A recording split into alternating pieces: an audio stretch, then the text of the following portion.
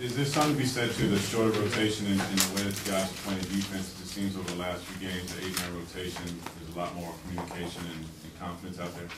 Yeah, I know. Once you start playing and winning and having hope, and a lot of this is psychological, and they just have a better feeling about themselves and more confidence. And I think, too, as we go forward, we should be able to get better as a unit defensively, hopefully. And Jared just brings that intangible where so many charges he took the first half, it really messes the other team up.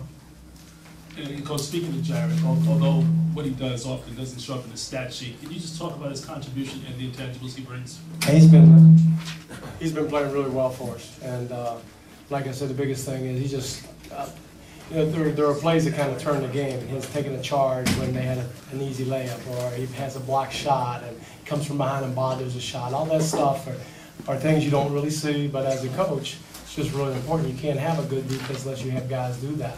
And he did. And then from there we had each guy contributing something.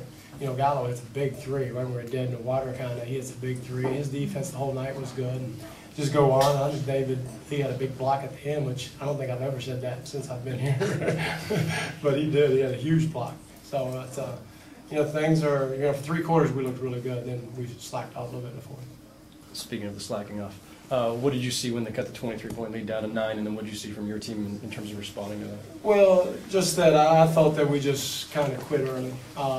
It happens sometimes. We're up 23, and we miss some shots. If you make those shots, nobody says anything. But we got a little tight, and we'll have to go through that because it's almost like, are we supposed to be ahead like this? And once you turn it off, you can't turn it back on. That switch doesn't come on. So you have to guard against that.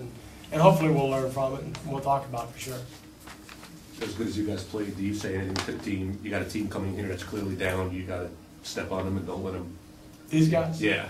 They're down, but they're not bad. That's the same team that a couple years made the playoffs in the West, so they're still a pretty good team. Anytime you got Roy and Audrey's on the floor, you're pretty good. Now they are, maybe psychologically they're a little hurt because they lose their center and their coach and different people, but they're still a really good team. And Mike, just touching on something you talked about before the game, Tony gets into the game tied 15.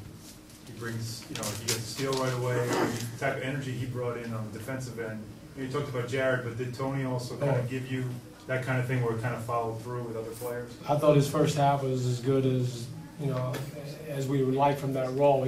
Like you said, he harassed people. He touched the ball 3 or 4 times, deflections, hit a big 3.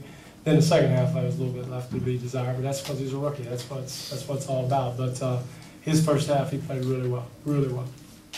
How big has Larry Hughes been for you over the past 3 games? Yeah, he's been playing great. Both ends. He again, his timely shots, and he's another guy that can run the pick and roll. And when Duhon gets a little tired or whatever, we can throw it over to him, and he runs it.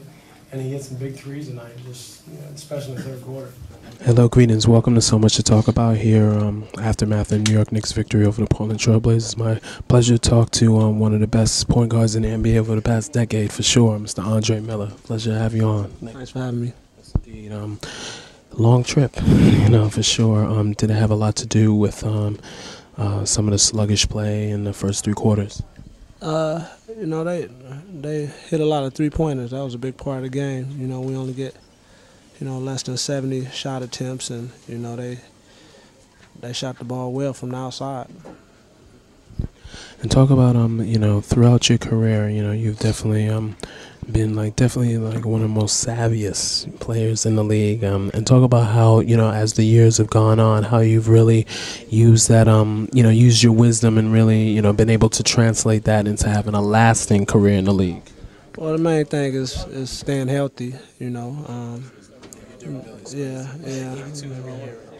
I mean, that's the main part, staying healthy and just playing through nicks and pains.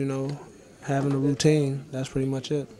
Talk about how you guys are remaining, together and remaining unified. Because obviously you're making the playoffs, but you want to go further. Main thing is just trying to find a rhythm as a team. Somewhat of an identity. Have 4 or 5 guys, key guys, go down. On a season is kind of unheard of, but you got to learn to adjust. That's what the game is about, adjusting. keeping committed to the team, you know, and you know, I think as the season goes, you'll see, you know, the character of the team come out, and you know, it's early right now, so we should be all right. How are you dealing with not starting right now? That's the business, you know. It's like being a rookie again. You know, I thought I'd never say that, but you know, worked so hard to get to this point, and you know, I mean, it's a business, so I understand that. You know, just trying to figure out my role. You know, trying to stabilize, you know, the bench and be a leader on the team. One more question for you. You know, your mid-range game, you know, you don't take outside shots, you know, like a lot of, you know, the NBA is like three-pointers or dunks, you know, but you're one of the few guys that have a refined mid-range game. So talk, you know, to the audience and the young basketball players how important it is to build that game. It is, you know, I mean, you don't want to rely on always shooting three-pointers unless you're a specialist.